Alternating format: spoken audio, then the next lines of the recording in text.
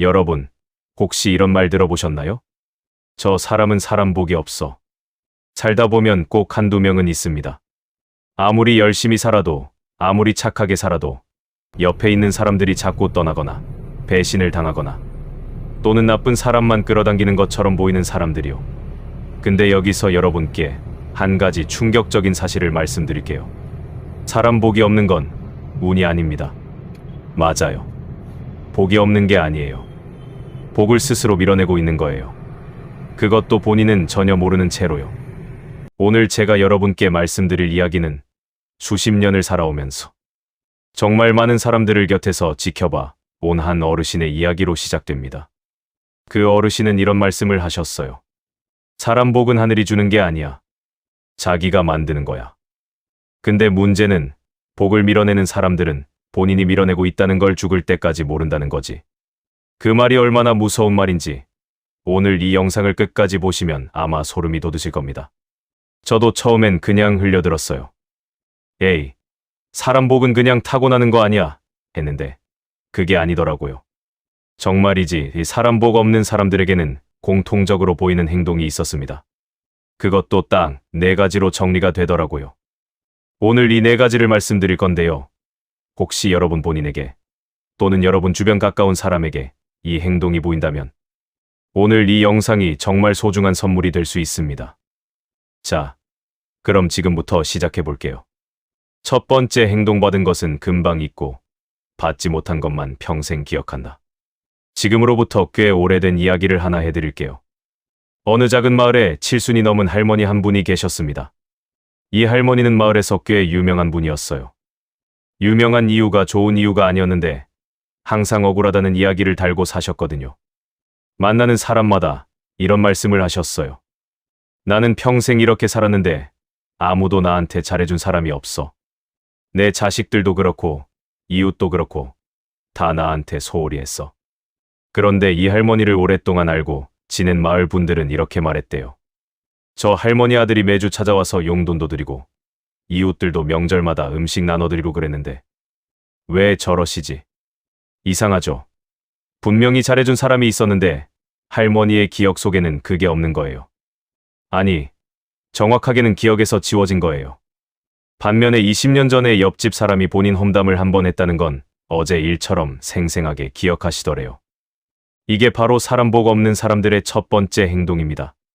받은 것은 당연하게 여기거나 금방 잊어버리고 받지 못한 것, 섭섭했던 것, 상처받은 것만 평생 가슴에 새겨두는 거예요. 인간의 뇌는 원래 부정적인 기억을 더 강하게 저장하는 성질이 있다고 해요. 생존 본능 때문이래요. 위험한 상황을 기억해야 살아남을 수 있으니까요. 근데 문제는 현대를 살아가는 우리에게 이 본능이 오히려 독이 된다는 거예요. 맹수한테 쫓겨다니는 시대도 아닌데 이 본능이 그대로 작동하면서 좋은 기억보다 나쁜 기억을 10배는 더 선명하게 붙잡아두는 거죠. 그러면 어떻게 되냐고요? 만나는 사람마다 섭섭하고 만나는 사람마다 서운하고 내 편이 하나도 없는 것 같고 세상이 나한테만 차갑게 느껴지는 거예요. 근데 다른 사람 눈에는요. 그 사람한테 정말 많이 잘해줬는데 왜 저러나 싶은 거죠. 처음엔 한두 번 더 잘해주려고 노력해요. 근데 아무리 잘해줘도 감사합니다. 소리 한마디 듣기가 어렵고 또 어느 순간 섭섭하다는 말을 들으면 사람들이 지쳐요. 그리고 하나둘씩 멀어지는 거예요. 그게 쌓이면 어떻게 되냐고요. 진짜로 곁에 아무도 없게 되는 거예요. 그러면 그분은 더 확신하죠. 역시 나는 사람 복이 없어. 악순환이에요. 그것도 본인이 만든 악순환인데 본인은 그게 보이지 않는 거예요. 여기서 잠깐 제가 여러분께 한 가지 여쭤볼게요. 오늘 누군가가 나한테 잘해준 게 있었나요? 아주 작은 것도 괜찮아요. 엘리베이터 문을 잡아줬다거나 지나가다 웃어줬다거나 아니면 밥 한 끼 같이 먹자고 연락이 왔다거나 이런 것들 혹시 그냥 지나치고 있지는 않으신가요? 사람 복이 많은 사람들의 공통점 중 하나는 작은 것에도 진심으로 감사할 줄 안다는 거예요. 그리고 그 감사한 마음을 표현해요. 그러면 상대방은 어떻게 되냐고요? 이 사람한테 뭔가 더 해주고 싶어지는 거예요. 그게 사람 복이 쌓이는 원리예요. 받은 것을 기억하세요. 그것도 작은 것까지. 그게 사람 복의 씨앗입니다. 그런데요. 두 번째 행동은 첫 번째 행동이랑 이어지면서 더 심각한 결과를 만들어냅니다. 두 번째 행동 관계에서 손해를 절대로 못 본다. 이 이야기는 제가 아는 어떤 분한테 들은 건데요. 그분이 50년 넘게 살면서 가장 뼈아프게 깨달은 것 중 하나라고 하셨어요. 그분의 친구 중에 한 명이 있었대요. 굉장히 좋은 사람이었대요. 성실하고 일도 잘하고 누구한테도 나쁘게 대하는 법이 없는 분이었는데 유독 친구가 별로 없었대요. 오래된 친구가 없었어요. 왜 그랬을까요? 그 이유를 알게 된 건 한참 시간이 지나서였대요. 어느 날 그 친구랑 밥을 먹으러 갔는데 계산을 하려고 보니까 그 친구가 먼저 정확히 본인 밥값만 꺼내는 거예요. 그러면서 이렇게 말하더래요. 나 오늘 현금밖에 없어서 각자 내자. 그날 한 번만 그랬으면 그냥 넘어갈 수 있었어요. 근데 그게 패턴이더래요. 항상 정확하게 본인 것만. 아무리 친한 사이여도 아무리 오랜 사이여도 항상 딱 내 것만. 거기다가 이런 일도 있었대요.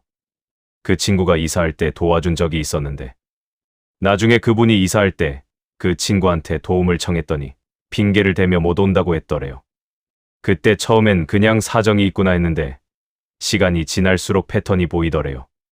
내가 필요할 땐 항상 있었는데 상대방이 필요할 때는 항상 이유가 생기더라는 거예요.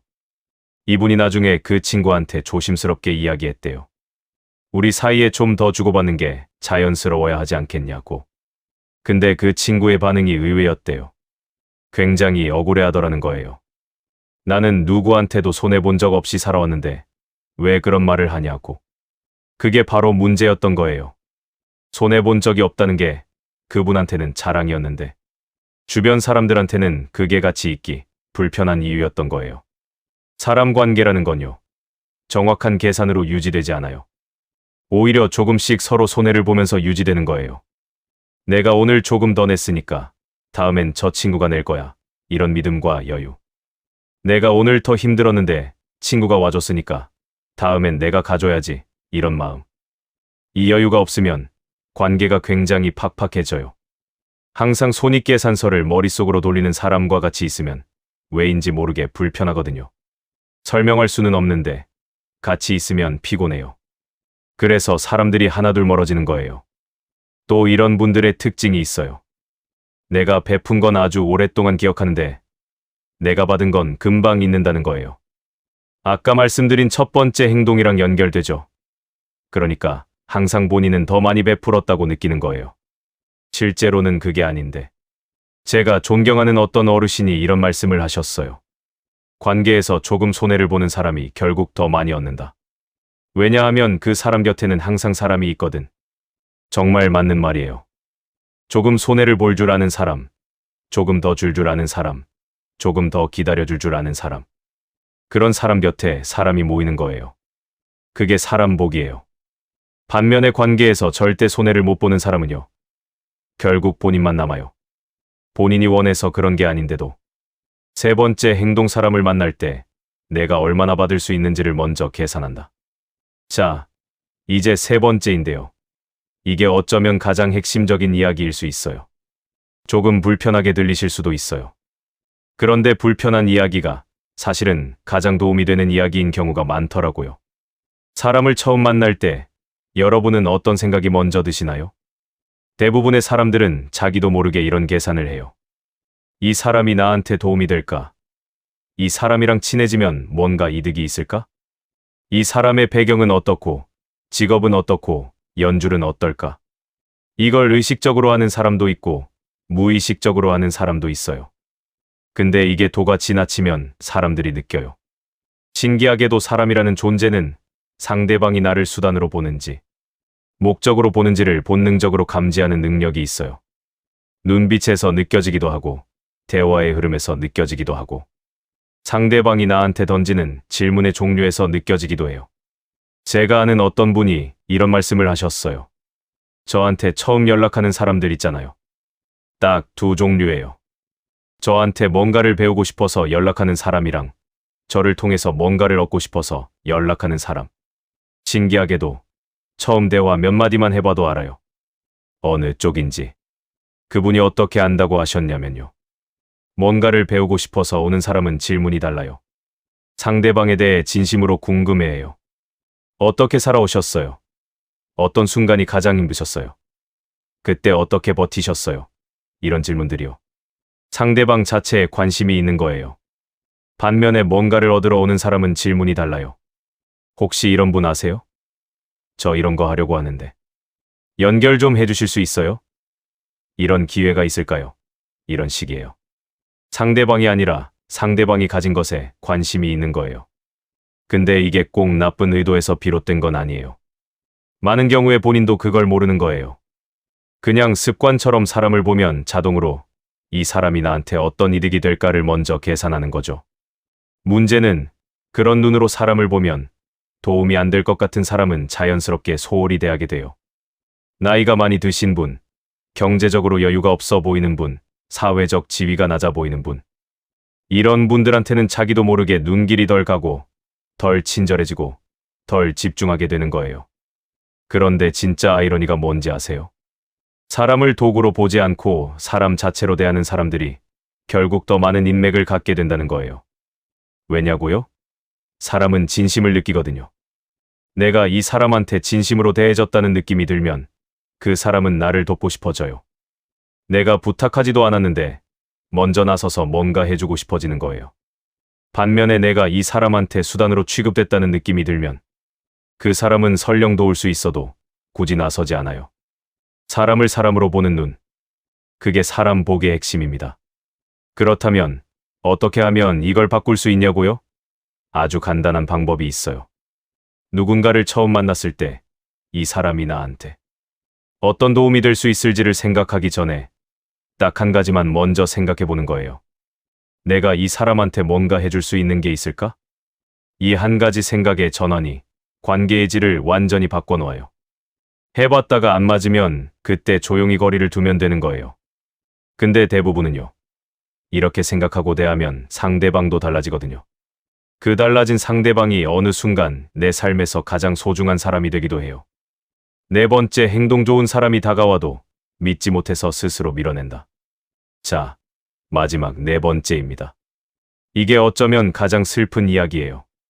사람 복 없는 사람들 중에는 나쁜 사람만 끌어들이는 사람만 있는 게 아니에요. 좋은 사람이 다가와도 그 사람을 못 받아들이는 사람들이 있어요. 오히려 이 경우가 더 안타깝습니다. 어떤 할아버지의 이야기를 해드릴게요.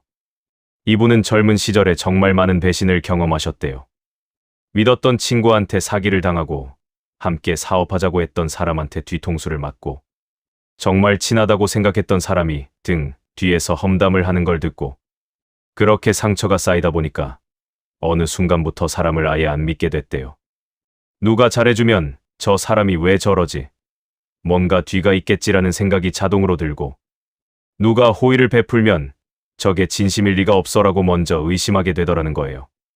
그게 20년이 넘게 이어졌대요. 그러다가 70이 넘어서 이분이 병원에 입원을 하셨는데 옆 병실에 계신 어떤 분이 진심으로 잘 대해주셨대요. 매일 와서 말동무도 해주시고 병원 밥 먹기 싫으실까봐 따뜻한 죽도 가져다 주시고 어떤 사심도 없이. 처음엔 이 할아버지가 또 의심했대요. 저 사람이 왜 저러지? 뭔가 바라는 게 있겠지. 그래서 일부러 차갑게 대했대요. 그래도 그분이 계속 오시더래요. 한 번도 서운한 기세가 없이. 한 달이 지나서야 이 할아버지가 조심스럽게 물어봤대요. 왜 이렇게 잘해주시는 거예요? 그분이 뭐라고 하셨냐고요. 그냥요. 어르신이 외로워 보여서요. 그 말에 할아버지가 처음으로 눈물을 흘리셨대요. 20년 넘게 참아왔던 눈물이요. 나중에 이분이 이런 말씀을 하셨대요. 내가 그 사람을 처음부터 의심하지 않았다면 한 달이나 그 따뜻함을 밀어냈을까? 얼마나 많은 좋은 사람들을 내가 그렇게 밀어냈을까? 이게 바로 네 번째 행동이에요. 상처받은 경험이 쌓이면 사람에 대한 벽이 생겨요. 처음엔 나를 지키려고 쌓은 벽인데 어느 순간 그 벽이 나를 고립시키는 감옥이 되는 거예요. 나쁜 사람을 걸러내려고 세운 벽이 좋은 사람까지 다 막아버리는 거예요. 이 벽을 가지고 있는 분들에게 나타나는 공통적인 행동들이 있어요. 누가 먼저 연락을 해도 내가 뭘 잘못했나? 뭔가 부탁할 게 생겼나? 라고 먼저 생각해요. 누가 칭찬을 해도 저게 진심일까? 비꼬는 건 아닐까? 하고 의심해요. 누가 도움을 주려고 해도 나중에 이걸 빌미로 뭔가를 요구하는 거 아닐까? 하고 거절해요. 이런 패턴이 반복되면 주변 사람들이 어떻게 되냐고요. 진심으로 다가가려고 했던 사람들이 지쳐요. 여러 번 시도했는데 계속 벽에 부딪히면 결국 포기하게 되거든요. 저 사람은 사람을 싫어하나 봐라고 생각하고 더 이상 다가오지 않아요. 그러면 어떻게 되냐고요. 또 혼자 남게 되는 거예요. 그리고 그게 다시 상처가 되고 벽이 더 높아지는 거예요. 이 악순환을 끊는 방법이 뭐냐고요? 완전히 믿으라는 게 아니에요. 그건 무리한 요구예요. 상처받은 사람한테 그냥 다 믿으라고 하는 건 너무 가혹한 말이에요. 대신에 이렇게 해보시는 건 어떨까요? 일단 작은 호의는 그냥 받아보는 거예요. 감사합니다. 라는 말 한마디와 함께 판단을 조금 늦추는 거예요. 이 사람이 나쁜 사람일 수도 있어라는 결론을 바로 내리지 말고 좀 더 두고 보는 거예요. 그리고 나서 정말로 좋은 사람인지 아닌지를 판단해도 늦지 않아요. 근데 그 전에 먼저 결론 내리지는 말자는 거예요. 판단은 천천히, 경험은 일단 열어두는 것. 그게 사람 복을 만드는 시작이에요. 마무리 사람 복은 하늘이 주는 게 아니에요. 오늘 말씀드린 4가지를 다시 한번 정리해 드릴게요. 첫 번째, 받은 것은 금방 잊고 받지 못한 것만 평생 기억하는 것. 두 번째, 관계에서 절대 손해를 보려 하지 않는 것. 세 번째, 사람을 만날 때 내가 얼마나 받을 수 있는지를 먼저 계산하는 것. 네 번째, 좋은 사람이 다가와도 믿지 못해서 스스로 밀어내는 것. 이 4가지 중에서 혹시 지금 여러분의 이야기가 있으셨나요? 있으셨다면 부끄러워하실 필요 없어요. 이걸 알아챈다는 것 자체가 이미 변화의 시작이거든요. 모르고 사는 사람이 훨씬 많아요. 근데 오늘 이 영상을 보고 계신 여러분은 적어도 이 4가지를 알게 됐잖아요. 앞서 말씀드렸던 그 할머니 이야기 기억하세요? 평생 사람 복이 없다고 하셨던 분. 그분이 만약 오늘 이 이야기를 들으셨다면 어땠을까요? 혹시 조금은 달라질 수 있지 않았을까요? 우리 인생에서 사람만큼 소중한 게 없어요. 돈도 중요하고 건강도 중요하고 명예도 중요하지만 결국 인생의 마지막 순간에 남는 건 사람이에요. 곁에 있어줄 사람 한 명이 어떤 재산보다 더 값지더라고요. 그 소중한 사람 복, 이제는 하늘 탓하지 마시고 오늘부터 조금씩 직접 만들어 가시길 바랍니다. 작은 것에 감사하고 조금은 손해를 보고 받기 전에 주려고 하고 그리고 다가오는 따뜻함을 조금씩 받아들이고 이 4가지가 익숙해지면 어느 날 문득 이런 생각이 드실 거예요. 나 사람 복이 있는 사람이었구나. 오늘도 끝까지 봐주셔서 진심으로 감사합니다. 나미아미타불 관세음보살.